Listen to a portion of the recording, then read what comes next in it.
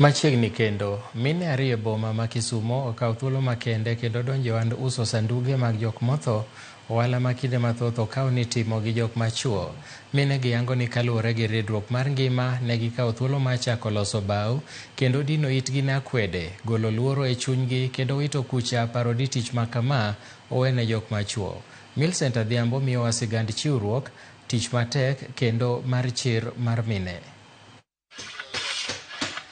E kar thieth moro e boma ma Kisumo, koko mag masinde randa kod kuocho otweyo lwasi. E kambi kae, sanduge mag jomotho iduso gi lony mamalo ahinya kod joma mine, ka gidino itgi ne akweda kod weche miwacho ni tijni en mana mar joma chuo. Maureen Anyango, majigni 30, wacho ni donjo e tijni kalure kod chandruok mane okaloe, ka magawa mane rikotie ne chule mana $200 odiochieng', omenda mane ok nyal miyo odang' ngima makare. Kanyo mane oloso gosiepne moro ka onyalo donjo e tij loso sanduke jomotho. Ondamo manyaka sani oyango ni oseloko ngimane gi okang' malach kuom higni 3 mosetime. Asethagre mang'eny kalure mokwongo natiyo hotel. Ka natiyo hotel ichuli $200 per day. 200 no endo, nang'iyo 200 no ni dwa ni chul rent, ok onya chulo rent, ok onya chulo school fee.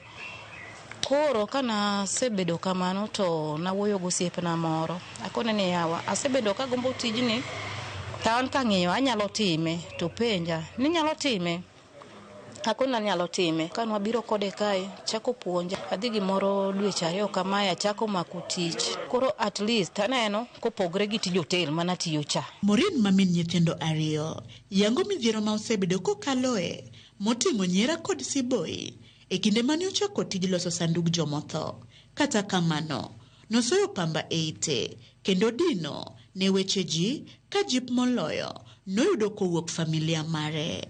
Ndiro maneno dhano tok dwar gigonwa siboi giwacho mara sijui idwa ni ji otho tijno ok en tich maber wuoge tijno siepena sana magoyo siboi tie moko manyako seringo tie moko mabe okuog nyaka koda ka giwacho ni ana tiyo muchari sijui nini weche mang'eny ahinya. Tich en tich kochopo ni en tich kata mjengo sani wayudo ni kata juma mon gitimo. Koro kata mar sanduku ni okorache bing ni timo tiji sanduku okong'is ni mondo dhano mondo tho en mana business. Machiegni gi Maureen wayudo Penina jagni 22 makor ka kore nyono charan katwang'o lewni miduso godo iye sandug jomotho.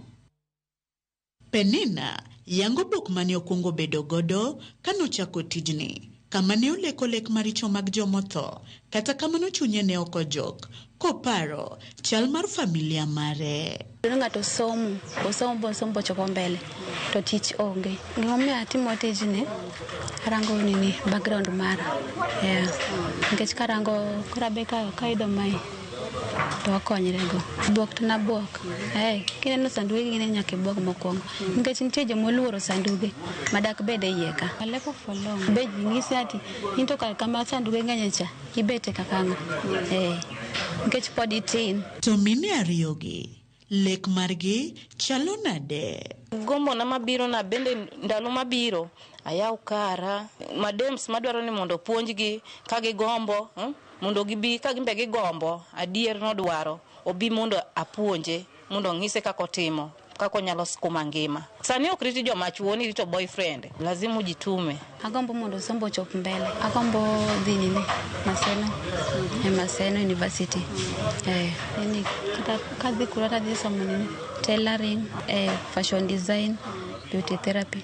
Kada yud ng'ama dmakilweta pachwala mbele to dago ne erokamano. Jowete gi machuo e tijni moting'o John Odero osebedo kodgi e wuodhni e kinde midhiero makagi kacha, kata kamano nyaka sani giyango ni minegi koro dhi maber. Nyirigo noamua ing'eni samoro ng'ato nyaka amua ni daro tich mokwongo ne giluor ga but wang'isogi ni kise amua ni tiyo watiya gimoro amora mibiro dwaro wabiro miyi ka, wanyalo konyogi, koro godhiambo gido gimoro matin gidok e ot. So far en quite challenging nikech ing'eni joma mine gi tij joma chuo ing'eni gin slow but gi catch up. John wacho ni akwede ma kinde ka kinde e midhiero maduong' ma gikaloe ka oganda moko nyiso gi seyo kuom tiyo e lwasi mar loso sanduge jomotho. Samoro kaka inena kata kapo nadhi katia ne nyako moro to ng'ise ni da spoil gi pes mar sanduku. Ko ida spoil gi pes ng'amotho. Koro ing'eni yudo ka in en challenging kabisa. Koro joluo ni ng'ato tiyo mana ka sanduku. E wi mano, midhiero moting'o buru mapek mawuok e tijni bende giyango ni keto tijni bedo mapek kaluwore ni buruno hinyo ngimagi. Ng'eni tijni nyaka chak. Kasa joma mine ng'eni samoro ng'ato ma manigi yath ma kore thung' piyo piyo. Koro ng'eni mano challenges maduong' kabisa. Samoro ni piny, imbe kigo balancing mari tineno ka pesa no ok rom.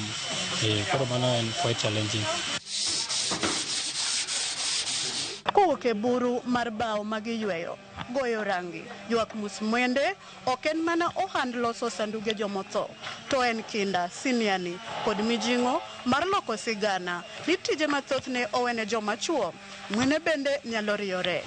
Millicent Adhiambo, Ramogi TV, Kisumu County.